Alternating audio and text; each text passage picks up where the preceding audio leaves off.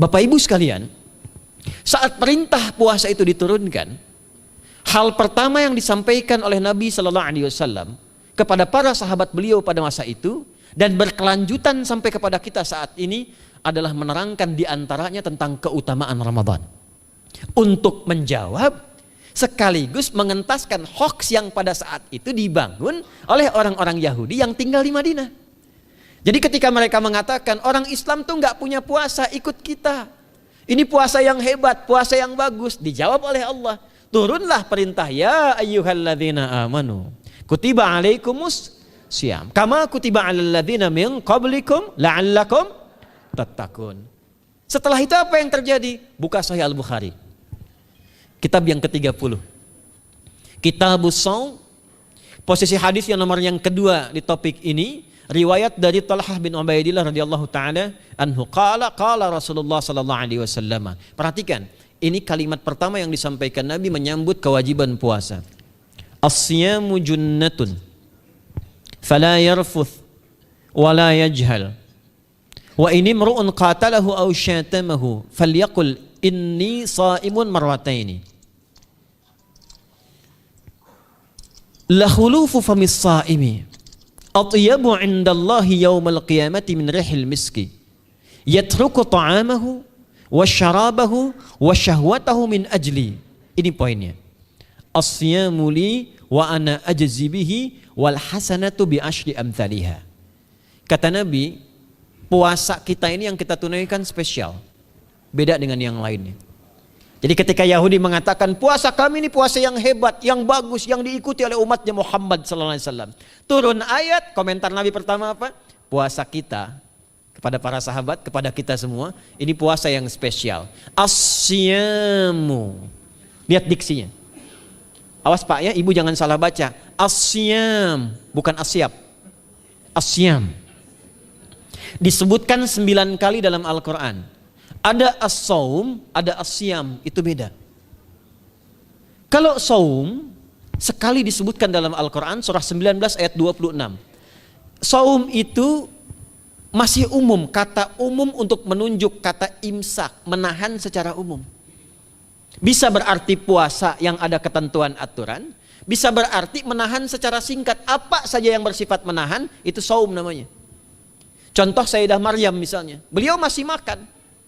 Ya, ayat 24, 25 itu masih makan. Goyangkan pohon korma, jatuh kormanya, makan kormanya. Mau minum, ambil airnya, minum. Masih makan, masih minum. Cuman diminta untuk saum. Apa saumnya? Inni nadhartu lirrahmani sauma falam ukallimal yauma insiya. Jangan bicara pada siapapun. Kamu dituduh, kamu berzina, jangan jawab, biarkan bayinya yang bicara, dan itu mukjizat pertama untuk Isa alaihi salam. Itu nanti dimulai di ayat 31 sampai 33 di surah Maryam surah 19.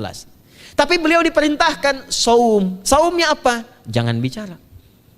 Jadi kalau bapak masih makan, masih minum, cuman gak mau bicara dulu sama ibu, itu saum. Mau kemana Bi? Kok gak jawab? Kenapa gak bicara? Sedang saum. Saum apa? Gak mau bicara sama mama. Itu bicara, contoh. Itu saum. Kalau siam 9 kali disebutkan dalam Al-Quran, itu khusus, spesifik. Ada aturannya, ada ketentuannya, nggak boleh sembarangan, nggak bisa kemudian seenak kita melakukannya. Ada ketentuan yang dibuatnya dan itu harus diikuti. Begitu diikuti, maka keagungan dan keistimewaan ibadah itu akan dilekatkan pada pelakunya. Dan menariknya, perintah puasa itu ketika turun ayatnya Al-Baqarah 183, kalimatnya bukan menggunakan saum tapi siyam. Ya ayyuhalladzina amanu kutiba alaikumus.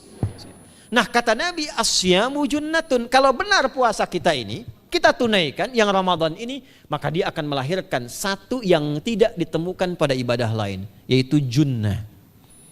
Ada jinnah, ada jannah, ada junnah. Itu beda. Tapi semua katanya itu hurufnya sama, cuma harokatnya beda. Coba lihat ya. Ada junnah, jinnah, dan jannah. Jannah artinya apa? Surga. Jinnah artinya apa? Jin. Jamak dari kata jin. Minal jinnati wan nas. Baik ya. Ada junnah. perisai.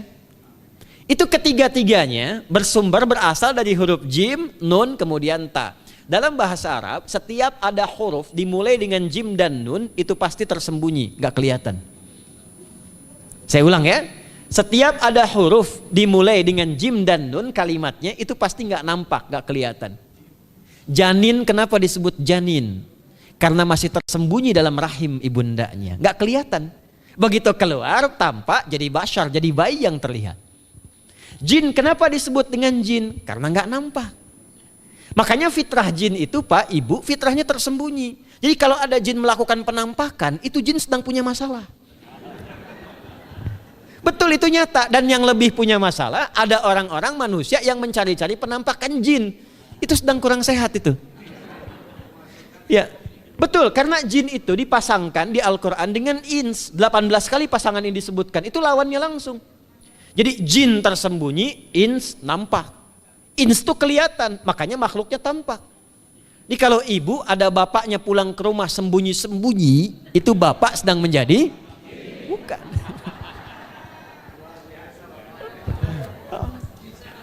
Kalau ibu sembunyi-sembunyi nyari dompet bapak, ibu sedang menjadi? Jin. Itu langsung pasangannya 3 itu. Ins itu seakar dari kata anisa, halus, lembut. Jin kasar, makanya disebut jin. Karena itu jarang ada orang kemasukan jin jadi lembut, tidak ada. Permisi mau ikut kajian sedang kemasukan jin, tidak. Kalau kata-katanya tidak meracau, tindakannya pasti kacau. Karena itu fitrah manusia itu pasti lembut. Kalau ada orang kasar, pasti ada yang salah dalam pergaulannya. Balik. Itu jin. Jannah, kenapa disebut jannah? Karena belum tampak sekarang. Makanya Nabi katakan mala ainun ra'at, gak sama dengan yang seperti dilihat orang. Gak kelihatan, nanti kesuksesan tertinggi yang belum tampak disebut dengan jannah, karena belum tampak. Junnah itu perisai yang bisa langsung membentengi kita dari setan secara otomatis. Tapi gak kelihatan. Karena itu kenapa ujung puasa disebut la'allakum tatakun itu dari kata takwa. Takwa itu dari kata wikoyah. Wikoyah itu artinya perisai.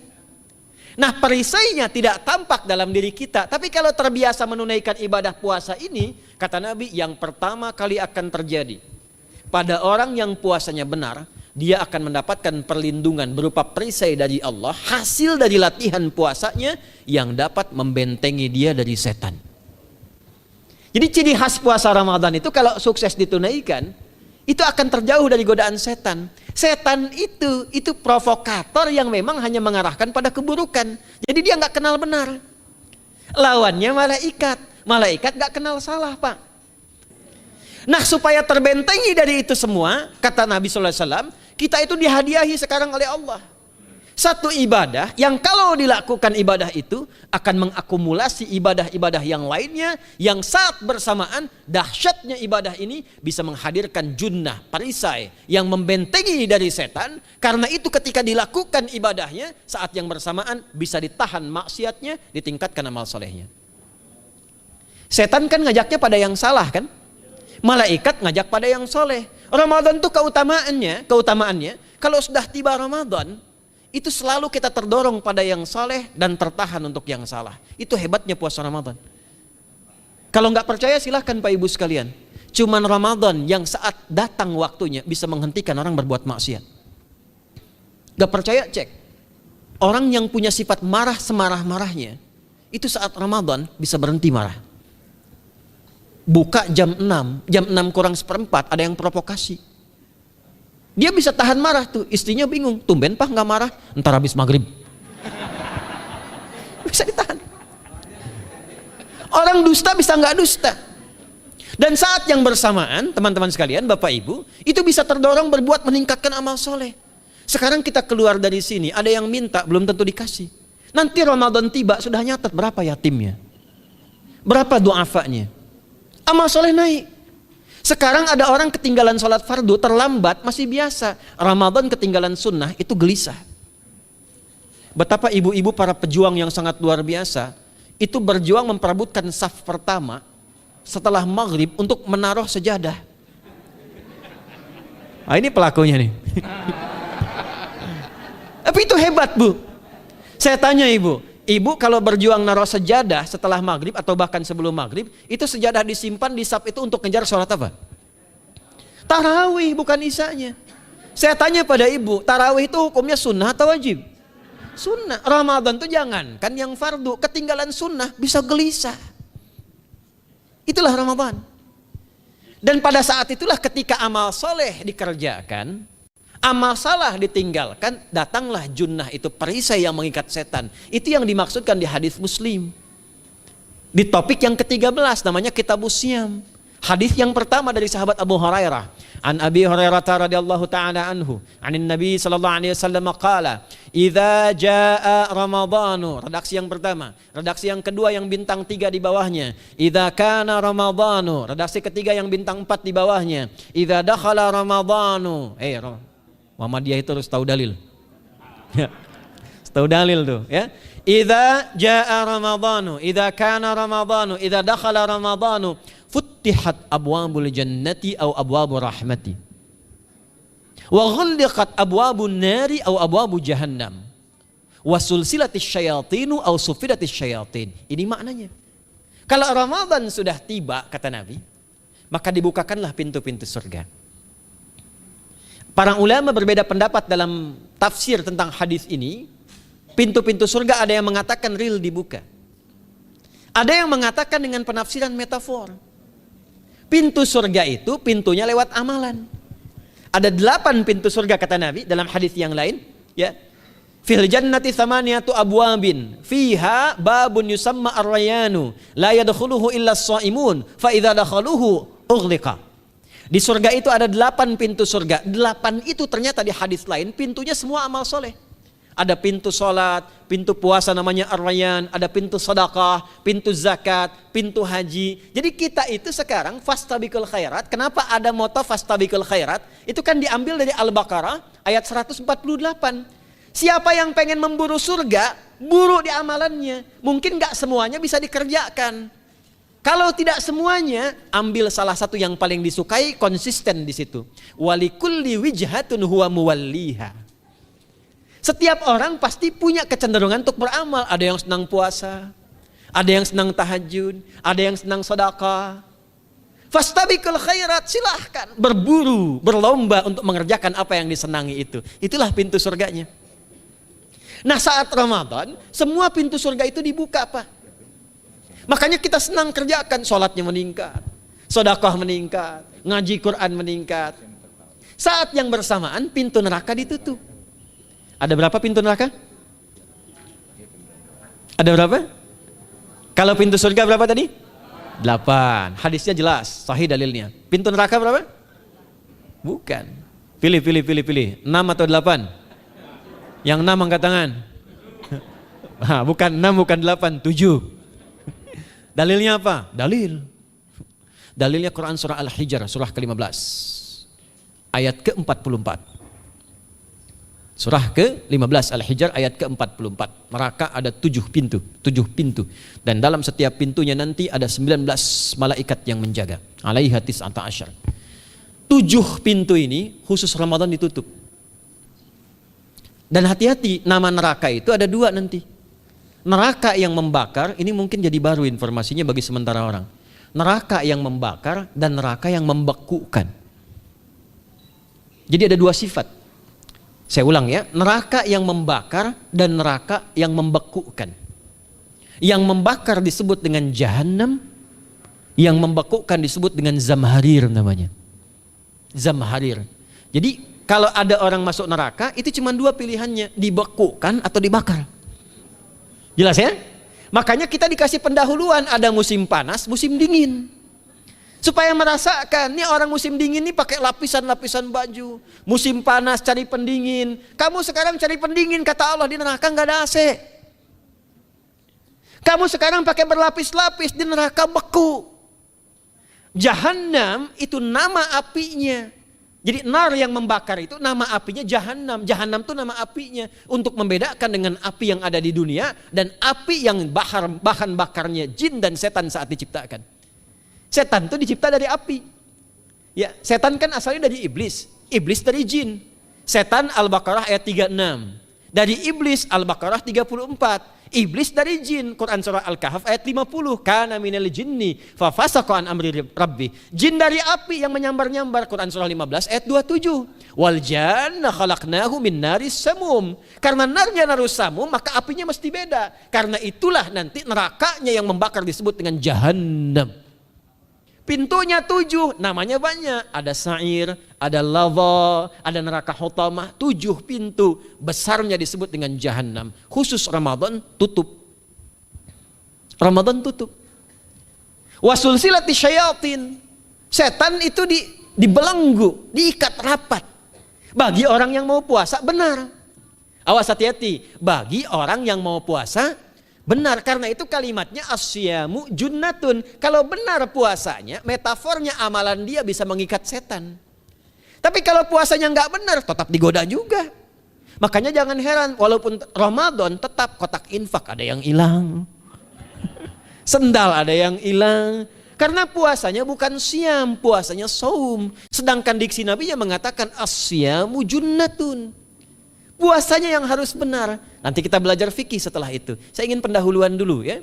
Setelah itu apa yang kata Nabi katakan? Ini masih mukaddimah ya kita ya. Ini luar biasa nih. Ya. Jadi keutamaan Ramadan itu dahsyatnya dengan puasa biasa. Kata Nabi, kalau orang benar puasanya, bebas dia dari setan. Bukan gak digoda, Allah kasih benteng sehingga setan gak tembus kepada dia. Itu satu. Itu keutamaan Ramadan. 2, teruskan dulu langsung ke ujung hadisnya saja ya. Kalau yang tadi nanti latihannya falayarafuf falayajal itu latihan.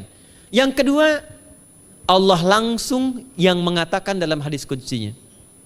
Asyamu li wa ana ajzi bihi. Khusus Ramadan, kalau ditunaikan dengan benar, maka semua yang puasa itu aku langsung yang memberikan takaran pahalanya. Sekarang kita hitung-hitungan dikit ya. Bapak Ibu kan senang hitung. Tadi bangun aja kan dihitung kan. Ya, dapatnya sekian, kurangnya sekian, ya usahanya sekian. Sekarang kita ngitung pahala nih. Ada rumus hitung pahala dalam Al-Quran. Ya, saya tanya sebentar. Kalau satu kita kerjakan ibadah, pahalanya berapa? 10. Dalil. Apa dalilnya? Quran surah ke-6 ayat 160. Man jaa baik bil hasanati falahu asyru amthaliha. Siapa yang melakukan satu perbuatan hasanah. Hasanah itu perbuatan baik yang bernilai pahala. Itu hasanah namanya. Pahalanya disebut ajrun namanya. Lahum ajrun ghairu mamnun. Jadi perbuatan baik yang bernilai pahala disebut apa? Hasanah. Ya, eksekusinya, implementasinya disebut amal soleh. Pahalanya, hitungannya disebut ajrun namanya. Jamaknya disebut dengan ujur. Di setiap poinnya disebut dengan ajrun namanya. Nah, orang yang mengerjakan perbuatan baik berpotensi punya nilai pahala, itu setiap perbuatan baiknya 10 kebaikan. Contoh kita sholat nih, sehari berapa waktu? 5. Berapa rakaat? 17. Al-Fatihahnya 18 atau 19 kali? 17 kali ya. Kalau 18 kali berarti subuhnya 3 rakaat. Nah, itu kan kalau kita buka hadis Muslim nomor hadis 162, saat Nabi dalam peristiwa setelah Isra itu ke Masjidil Aqsa, kemudian araja bina Jibril alaihissalam, Mi'raj naik ke Sidratul Muntaha. Sidratul Muntahanya ada di surah An-Najm dari ayat 1 sampai 18-nya. Itu ketika menerima perintah salat pertama kali kan bukan 5, tapi 50. Turun kan Nabi kemudian ke langit ke-7, ketemu Nabi Ibrahim sedang senderan di Baitul Ma'mur, punggungnya senderan. Itu ada kisahnya di hadis Muslim nomor hadis 162. Kemudian turun lagi ke Nabi Musa. Nabi Musa itu kan tipikalnya senang, yang pertama agak temperamen, yang kedua itu senang mengomunikasikan sesuatu. Makanya ketika dengan Khidir alaihi salam itu senang, ya, kritisnya itu muncul kepada Nabi Muhammad ketika turun dari Sidratul Muntaha ke langit yang ke-6 itu ketemu Nabi Musa, ditanya, Muhammad SAW dapat apa tadi? Sholat. Berapa waktu? 50. Kamu tahu nggak? Umat saya itu kekar-kekar besar-besar. Segitu aja nggak kuat, apalagi umat kamu. Yang kayak kita sekarang nih. Minta lagi diskon sama Allah katanya. Naik tuh, minta lagi. Singkatnya 9 kali naik. Setiap naik dikurangi 5. 9 kali 5 berapa? 45. 50 kurangi 45 berapa? 5. Turunlah 5. Sampai 5 pun Nabi Musa masih komennya begini. Minta lagi aja diskon. Kata Nabi, saya kurang enak lah, malu saya. Sudah diberikan yang paling pokok 5. Dan itu pun belum selesai. Dengan senyumnya kemudian, lihat ini indahnya. Setiap 5 itu Allah menetapkan, setiap satunya punya 10 nilai. Jadi kalau kita kerjakan 5 waktu dikali 10 berapa? 50. Itulah dahsyatnya umat Nabi Muhammad karena keutamaan nabinya. Walaupun 5, nilainya tetap setara dengan yang umat Nabi Musa 50 kali. Karena itu keutamaan Nabi Muhammad itu sangat luar biasa. Sampai nanti dipuji Allah oleh begitu tinggi. Sifatnya, rasanya di ujung surah At-Taubah itu. Akhlaknya di surah Al-Qalam itu. Dan karena kemuliaan ini kita dapat barakahnya. Percikan keberkahannya. Apa itu? Ketika Ramadan yang puasa-puasa lain standar. Puasanya umat Muhammad SAW, setiap puasanya itu pahalanya dilipat gandakan tak terbatas. Allah langsung menilai keikhlasan pada hambanya. Paling minimal kalikan 10 kali lipat lagi dari hari biasa. Wal hasanatu bi asyri amthaliha. Jadi kalau sekarang baca Quran sekarang ini, satu hurufnya berapa? Tahu dari mana?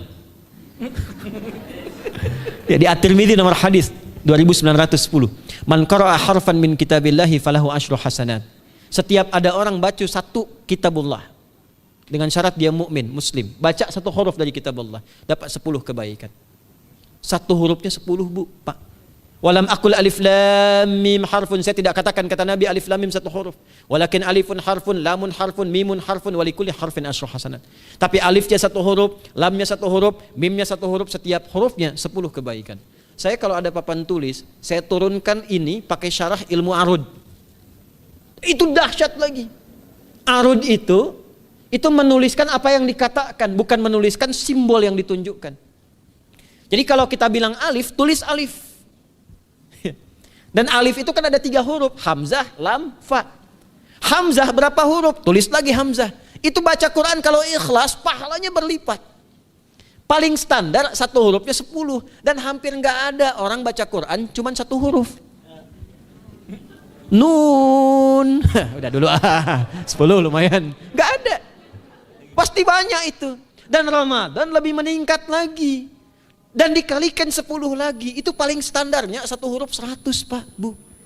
Makanya Ramadan itu limpahan pahala. Rugi orang kalau nggak ibadah saat Ramadan itu.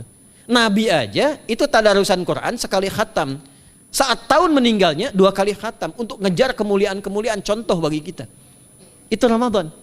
Jadi ini yang pertama menjadikan kita mesti sadar Ramadan beda dengan bulan biasa. Maka disampaikan oleh Nabi yang pertama ada pelipat gandaan pahala. Yang kedua ada perisai yang bisa menjauhkan kita dari setan. Yang ketiga, saya tutup mukadimahnya. Yang ketiga, hanya Ramadan yang siang malam melahirkan ampunan Allah Subhanahu wa taala. Siang malam. Kita kalau mau nyari ampunan itu bisa kapanpun minta ampun. Tapi ada waktu-waktu yang sangat strategis dan tempat-tempat yang sangat efektif mempercepat mengabulkan doa. Contoh waktu misal sepertiga malam. Itu cepat terkabul doa, hadisnya qudsi. Di antara azan dan iqamah. Waktu singkat di waktu Jumat, ada yang menafsirkan antara duduk khutbah, 1 dan 2, ada yang menafsirkan waktu asar menjelang ke maghrib. Dan itu nanti sepeninggal Nabi ada di antara istri Nabi SAW memburu waktu singkat yang luar biasa ini untuk berdoa. Hafal doanya ya. Allahumma kfina bihalalika an haramik wa aghdina bi ta'atika an ma'siyatik wa bi fadlika amman siwak. Itu dibiasakan di hari Jumat dibacakan. Ya, hafal nggak? Nanti diputar lagi videonya ya, kan ini kita sampai ini lihat lagi. Ya, kembalikan. Ada yang sifatnya tempat. Mihrab itu mustajab. Makanya kenapa imam itu di mihrab? Karena mewakili makmum untuk berdoa. Karena itu pilih imam yang betul-betul paham fikih salat, bagus bacaannya dan ngerti fikih salat supaya dia sebelum salat melihat ke belakang.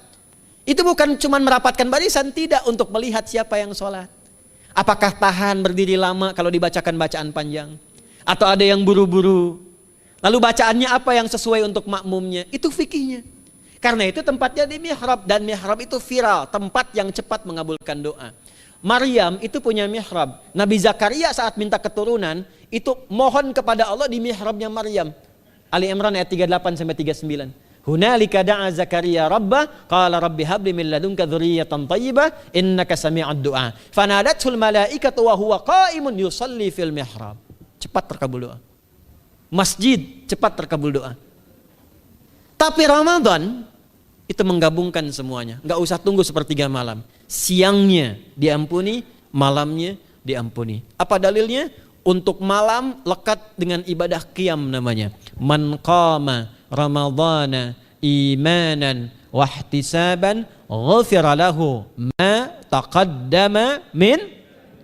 Siapa yang mampu menghidupkan Ramadan di malam harinya.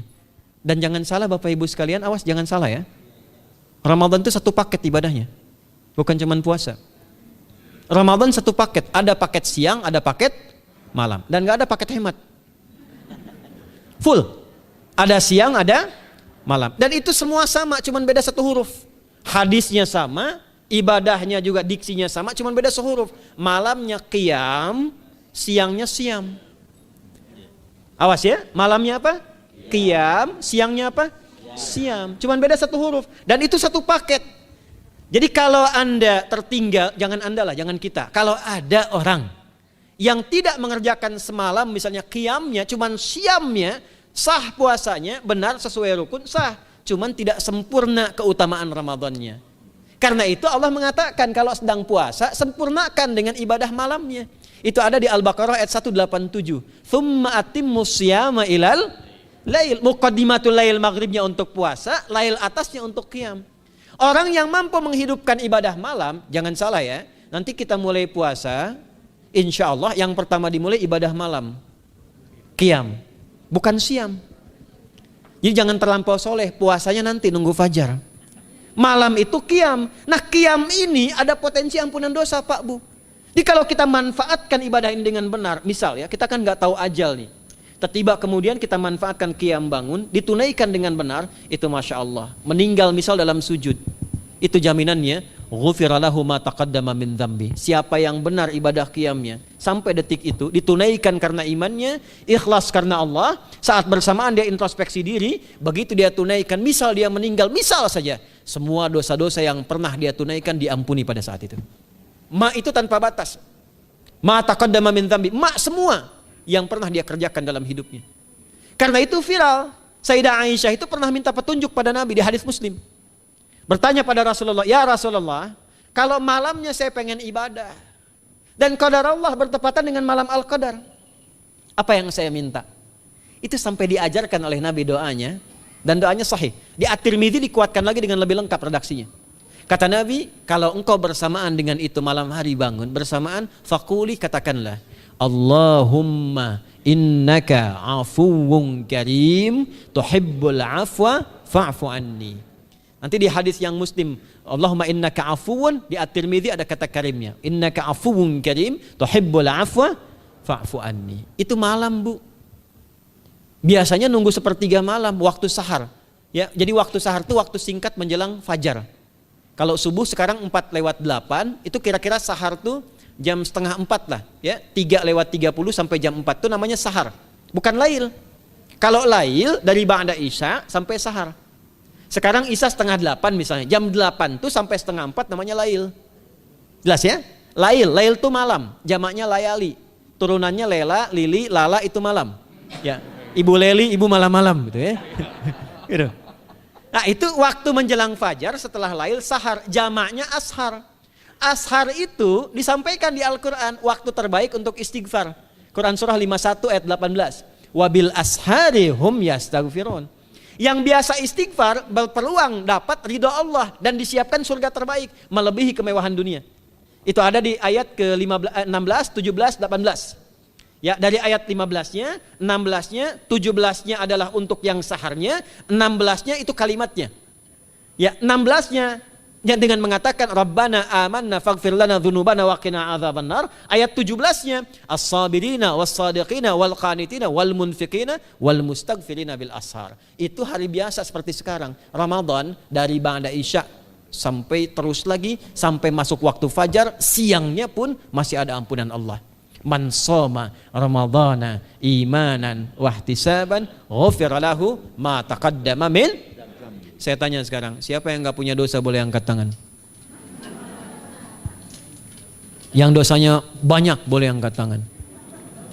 Tuh, saking banyaknya kita nggak bisa ngangkat. Sekarang rubah kalimatnya. Yang ingin masuk surga angkat tangan. Insya Allah. Yang ingin surga Firdaus angkat tangan. Tuh, maka ironi itu tampak dalam perilaku kita. pengen ke surga, tingkatan Firdaus, tapi ngaku dosa banyak. Itu dia. Maka Allah punya sifat Rahman dan Rahim. Rahman untuk dunia, Rahim untuk akhirat. Maka diberikanlah kesempatan Ramadan untuk menggugurkan semua dosa itu. Karena itulah Bapak Ibu sekalian, penting kita menyiapkan, karena nunggu Ramadan itu nggak mudah.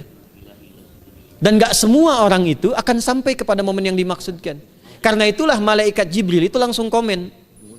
Ya, jadi ada dua riwayat nih, Nabi yang berdoa, malaikat yang mengaminkan. Ada malaikat yang berdoa, Nabi yang mengaminkan. Jadi Nabi akan naik memberikan tausiah di mimbarnya. Mimbar Nabi itu ada 3 gundakan. Begitu naik ke gundakan pertama, ada 3 gundakan. Lalu tibalah kemudian beliau bersabda. Ada riwayat Nabi yang berkata, malaikat mengaminkan. Ada riwayat sebaliknya, malaikat yang berkata, Nabi mengaminkan. Raghima anfu rajulin. Awas, hati-hati nih. Raghima anfu rajulin liman adraka ramadhana falam yughfar lahu. Terhina di hadapan Allah Subhanahu wa taala. Kotor dirinya. Bu'dan, jauh dari rahmat Allah. Liman adraka ramadhana, siapa yang sudah disampaikan ke bulan Ramadan falam yughfar lahu, tapi tak mampu mendapat ampunan Allah Subhanahu wa taala. Karena itulah saya ingin cepat. Satu, kenapa Ramadan istimewa? Karena ada ampunan Allah yang sangat luar biasa. Kenapa Ramadan istimewa? Karena ada pelipat gandaan pahala. Kenapa Ramadan istimewa? Karena ada peluang untuk menjauhkan dari setan. Dan yang terakhir, Ramadan istimewa karena semua waktu siang dan malam mempercepat terkabulnya doa. Itu yang dijamin di ayat 186 dalam rangkaian ayat Siyam dari ayat 183 sampai 187. Ayat 186-nya khusus untuk mempercepat terkabulnya doa. Wa idza sa'alaka 'ibadi 'anni fa inni qarib ujibu da'watad da'i idza da'an falyastajibu li wal yu'minu bi la'allahum yarshudun. Tafsirnya apa? Hadis Nabi sallallahu alaihi wasallam, "Thalathatun la turaddu da'watuhum al-imamul 'adil was-sha'ima hatta yuftira wa da'watul mazlum." 3 golongan yang doanya sulit sekali ditolak. Yang pertama imam yang adil, yang kedua adalah orang puasa sampai berbuka, dan ketiga doa orang yang terzalimi. Jadi kalau Bapak Ibu pengen cepat dikabulkan doanya secepat kilat, maka jadilah pemimpin yang adil. Kalau belum mampu, latihan puasa. Kalau belum mampu lagi, banyak-banyak terzalimi.